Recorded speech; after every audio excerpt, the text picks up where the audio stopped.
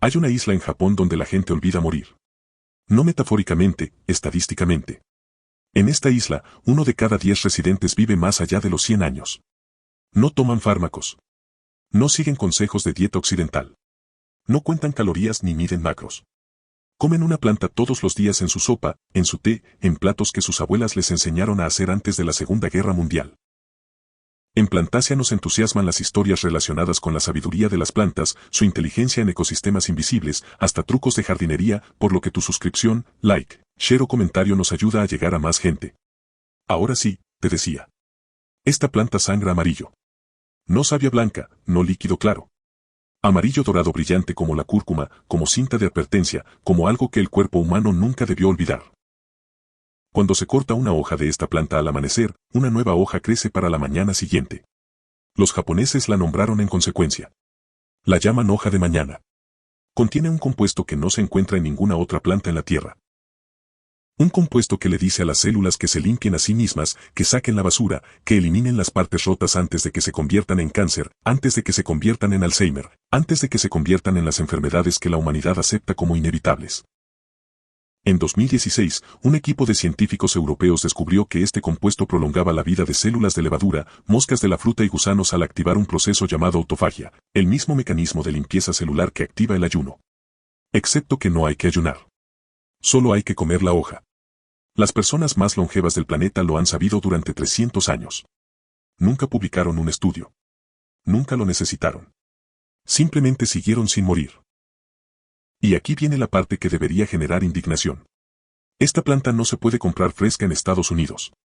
La planta que las personas más longevas del planeta consumen todos los días y la planta que prácticamente ningún estadounidense ha probado jamás. Esto no es un accidente. La historia de la citaba comienza en el aislamiento. La isla Chihojima se encuentra a 290 kilómetros al sur de Tokio, surgiendo del mar de Filipinas como un puesto olvidado. Suelo volcánico, vientos fuertes, humedad que pudre la mayoría de los cultivos antes de la cosecha. Durante siglos, esta isla fue un lugar de exilio. El gobierno japonés enviaba criminales, disidentes políticos y nobles incómodos a Chihojima para que fueran olvidados. Se suponía que debían sufrir. Se suponía que debían morir. No lo hicieron. Los exiliados descubrieron una planta que crecía salvaje en los acantilados volcánicos. Prosperaba donde nada más lo hacía. Creció tan agresivamente que cortarla solo la hacía multiplicarse. Cuando la comieron, porque no tenían nada más, notaron algo extraño. Dejaron de enfermarse. No completamente, no mágicamente, pero de forma medible e innegable. Los exiliados de Chihojima superaron en vida a sus pares en el continente. Superaron en vida a sus guardias. Superaron en vida a los emperadores que los habían condenado. La noticia se extendió. Para la época Edo, el acitaba ya no era un alimento de supervivencia. Era medicina. Los samuráis lo comían antes de la batalla para aumentar su resistencia. Las madres se lo daban a los niños para alejar las enfermedades. Los agricultores masticaban los tallos para tener energía durante la temporada de cosecha. Un shogun del siglo XVIII se convenció tanto de su poder que ordenó cultivar acitaba en el continente y restringió su exportación. No quería que los clanes rivales tuvieran acceso. La planta era estratégica. La planta estaba protegida. La planta era poder. Luego llegaron los cambios. Después de la Segunda Guerra Mundial, los sistemas alimentarios japoneses fueron reestructurados. Los alimentos tradicionales fueron relegados y se promovió la agricultura de estilo occidental. En una sola generación, el acitaba se retiró a las islas. El continente lo olvidó, pero las islas lo recordaron. Hoy, a Chihojima y Okinawa, ambas regiones donde el consumo de acitaba se mantuvo constante, contienen las mayores concentraciones de centenarios per cápita en cualquier lugar del planeta. Solo Okinawa tiene 5 veces más centenarios per cápita que Estados Unidos. No lo lograron con fármacos. No lo lograron con suplementos. Lo lograron continuando comiendo lo que comían sus bisabuelos. Una planta que sangra amarillo. Una planta que vuelve a crecer de la noche a la mañana. Una planta que la mayoría de los estadounidenses nunca ha tenido acceso a probar. En 2016, investigadores de la Universidad de Graz en Austria decidieron aislar qué hacía diferente a la acitaba. Ya sabían que la planta era rica en nutrientes. Vitamina B12, algo casi inaudito en plantas. Niveles de clorofila superiores a la espirulina. Antioxidantes que rivalizan con los arándanos. Pero otras plantas tenían antioxidantes. Otras plantas tenían vitaminas. El acitaba tenía algo más. Lo encontraron en la savia amarilla. El compuesto se llamó 4,4-dimetoxichalcona, DMC para abreviar. Un flavonoide que no existía en ningún otro alimento que los científicos hubieran probado hasta entonces. Cuando lo aplicaron a células de levadura, las células vivieron más tiempo. Cuando lo administraron a moscas de la fruta, las moscas vivieron más tiempo. Cuando se lo suministraron a gusanos redondos, organismos utilizados en investigación del envejecimiento durante décadas, los gusanos vivieron más tiempo. En todos los casos, el mecanismo fue idéntico. El DMC activaba la autofagia. La autofagia es el proceso de limpieza celular que el cuerpo utiliza para eliminar proteínas dañadas, mitocondrias rotas y componentes defectuosos antes de que se acumulen y se conviertan en enfermedad. Es la razón por la que el ayuno muestra beneficios para la salud. Es la razón por la que la restricción calórica prolonga la vida en animales de laboratorio. El DMC activaba este proceso sin ayuno, sin restricción calórica, sin hambre. Los investigadores publicaron sus hallazgos en Nature Communications, una de las revistas científicas más respetadas del mundo.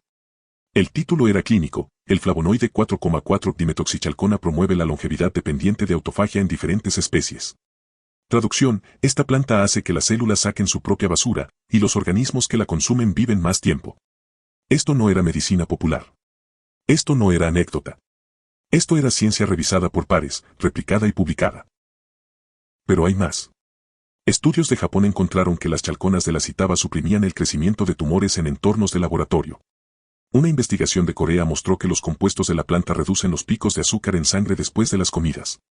Un estudio de 2019 vinculó el consumo regular con la reducción de marcadores inflamatorios, los mismos marcadores asociados con enfermedades cardíacas, diabetes y Alzheimer. Para 2024, investigadores de la Universidad de Tokio habían avanzado en la caracterización de los mecanismos moleculares por los cuales el DMC interactúa con las vías de señalización AMPK y mTOR, dos de los reguladores más importantes del envejecimiento celular conocidos por la ciencia actual. Los datos existen. Los estudios existen. La ciencia existe.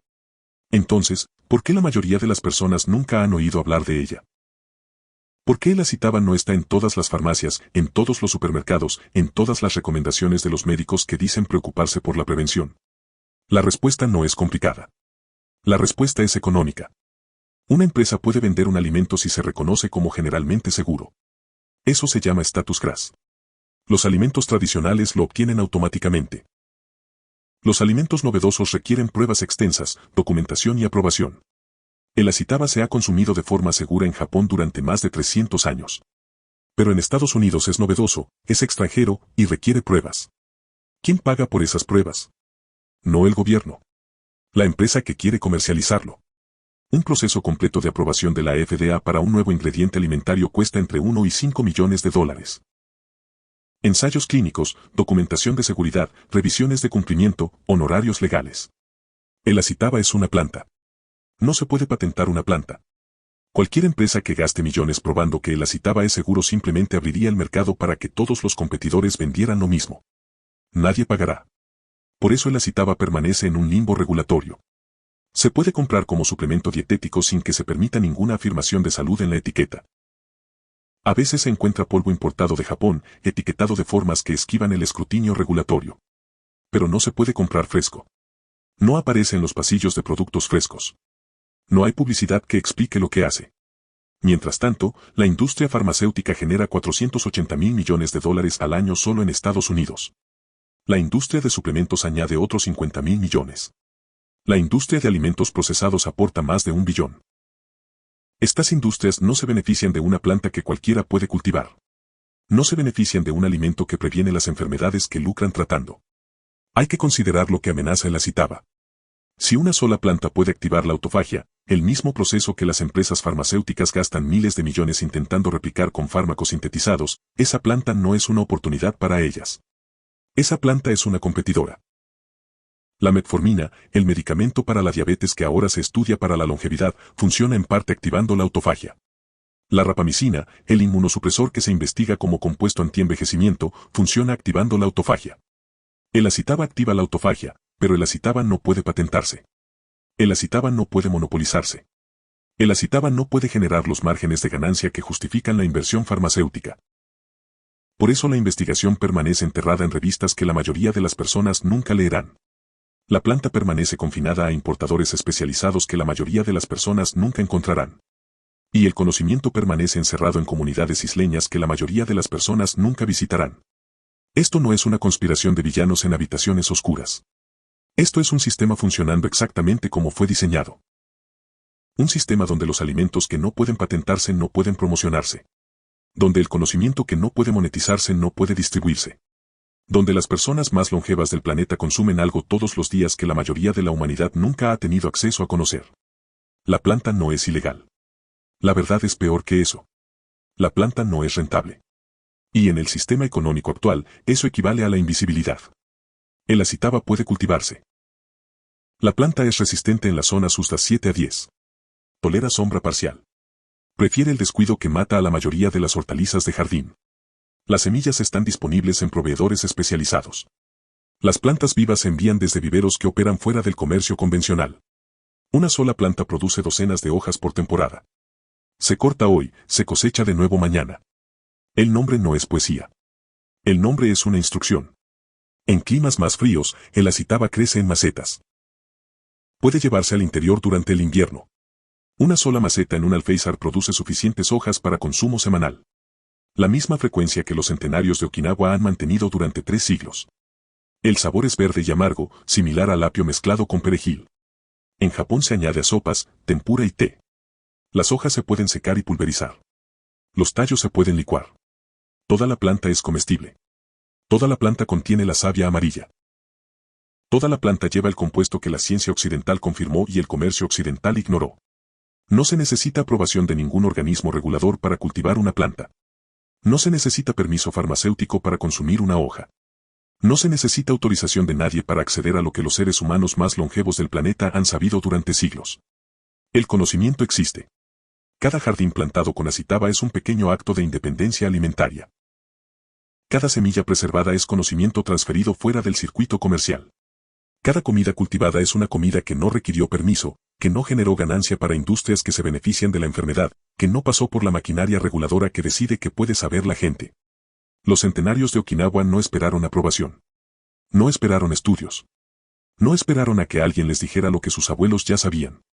Comieron la hoja todos los días. Sobrevivieron a todos los que no lo hicieron. Hoja de mañana. El nombre no se refiere únicamente a la regeneración de la planta.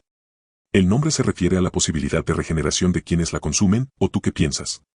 Me gustaría leer tu opinión.